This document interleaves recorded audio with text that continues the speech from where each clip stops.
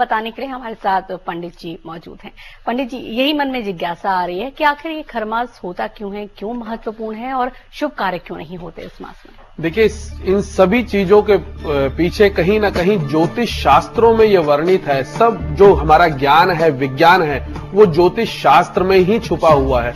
अगर आप ज्योतिष की दृष्टि से देखते हैं कि ये जो मास है, जो हमारा संवत्सर चलता है, उस संवत्सर के अनुसार ये जो महीना है, जब सूर्य मीन राशि में प्रवेश करते हैं, वो आखिरी महीना होता है। क्योंकि इसके ठीक बाद चैत्र मास में हमारा नया संवत्सर, नया वर्ष प्रारंभ होने जा रहा है। तो आखिरी महीने का संवत्सर में वर्जित बताया गया है, सभी शुभ कार्य वर्जित बताए गए हैं। इसीलिए इसको खर भी कहा गया है कि खर मास सभी कार्य अशुभ होते हैं। खर माने गधा भी होता है, तो कोई भी कार्य वर्जित कहा गया है। और क्यों वर्जित कहा गया, उसके पीछे जो सबसे बड़ा विज्ञान है, वो विज्ञान है सूर्य। सूर्य ज्योतिष शास्त्र में, ज्योतिष में सबसे बड़े ग्रह माने गए हैं।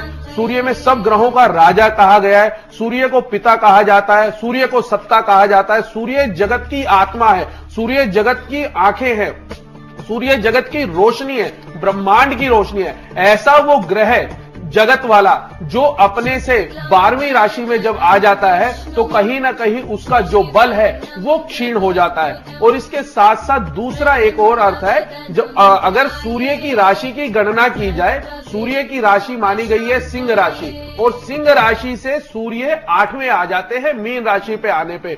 और जन्म कुंडली के अनुसार ज्योतिष शास्त्र में 6वां, 8वां और 12वां घर हमेशा कष्टकारी या मारक कहा गया है। 8वें घर से हम मृत्यु की भविष्यवाणी करते हैं, और मृत्यु का समय अगर किसी का निकाल दिया, आयु का समय निकाल दिया गया, 8वां घर मारक बन जाता है, गुप्त चिंताओं का बन जाता है। और सूर्य जो कि ज्ञान के देवता है, विज्ञान के देवता है, रोशनी के देवता है, ऐसे ज्ञान और विज्ञान के देवता कहीं ना कहीं 8वें घर में जाके अंधकार में चले गए, पाताल में चले गए। तो ऐसे में सभी शुभ कार्य वर्जित होते हैं। और सिंह राशि हमारे हृदय की राशि है, हमारी आत्मा की राशि है, सिंह राशि को कहा गया। और सूर्य आत्मा के कारक है, सूर्य हमारे हृदय के कारक है, सूर्य हमारे पेट के स्थान के कारक है। तो ऐसे स्थान के मालिक सूर्य जो सबसे बलशाली है, वो 8वें घर में आ गए, जिस कारण से सभी शुभ कार्य वर्जित करेंगे। जी, शुभ कार्य वर्जित कर रहे हैं। जैसे आप बता रहे हैं कि एक तरह से अंधकारमय ये समय होता है, इसलिए सूर्य का महत्व यहाँ पर बढ़ जाता है। तो क्या ये सूर्य उपासना का भी समय है?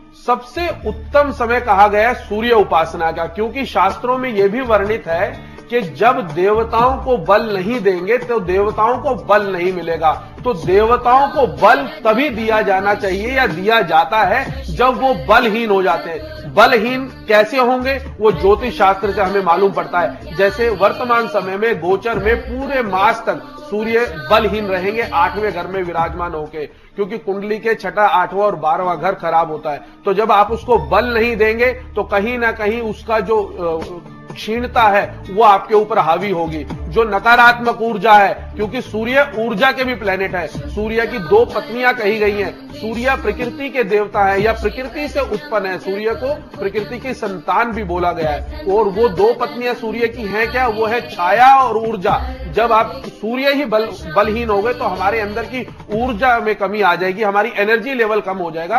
तो एनर्जी लेवल को बढ़ाने के लिए भी सूर्य उपासना करनी चाहिए, और इस वर्तमान समय में तो निश्चित रूप से करनी चाहिए। और सूर्य को साक्षात भगवान विष्णु का अवतार कहा गया है, या भगवान विष्णु की उपासना के लिए कहा गया है। ऐसे में भगवान सूर्य की उपासना करने से निश्चित रूप से आपकी ऊर्जा शक्ति बनी रहती है, और जो भी कार्य आप करना चाहते हैं, क्योंकि सूर्य ही सब कुछ देने वाले हैं प्रकृति के अंदर, धन धान्य, संतान, वंश वृद्धि सब सूर्य के आसपास ही है, सब सूर्य से ही हमें मिलता है। तो उनकी उपासना करने से हर चीज की हमें प्राप्ति होती है। जी, खर मास इसे कहा गया है, तो क्या माने एक संपूर्ण मास हमेशा 30 दिन का ही होता है? बिल्कुल, हमेशा 30 दिन का होता है, क्योंकि इसके पीछे सौर मास और चंद्र मास का विशेष महत्व है। वैदिक सभ्यता के अनुसार वैदिक काल में सौर मास से ही हमारा संवत्सर प्रारंभ होता था।